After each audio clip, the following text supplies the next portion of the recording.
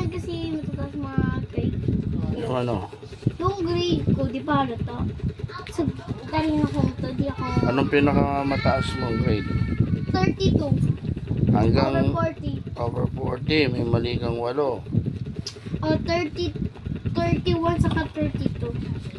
Eh, yung iba pa. Tapos, meron akong 27. Tapos, Meron akong, wala to.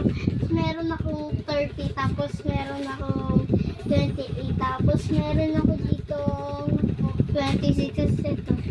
ano yung wala? Ano yung wala? Tingnan mo, ilan yon? Yung wala, ilan? Ilan? 15, 15. Hanggang ilan? 40. Oh, ang dami mong mali. Halos kalahati. Ang Nangpas galing. ako sa kalahati. Mm. At least, may ano ko dito, 32. Anong subject ba yun? Yung, Yung pinakamababa mo? Filipino. Pilipino lang, binagsak mo pa? O sige, sagutan mo to. Masayang naglaro at namulot ng pakabebe si Arlen sa tabing dagat. Alin sa mga sumunod ang tambalang salita sa pangusap? Ewan ko eh, di ko alam eh. A. Masaya. B. Namulot. C. Tabing dagat. D. Naglaro.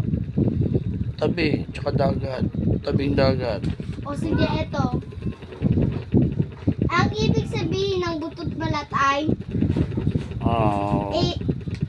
ano? A. Manipis ang balat at buto. B. Sobrang payat. C. Kita ang buto. D. May sakit sa buto at balat. Ano yan? Ano sagot mo? Payat. Tip naman sa 3. Matatagpuan dito ang mga babasahin tulad ng Atlantis,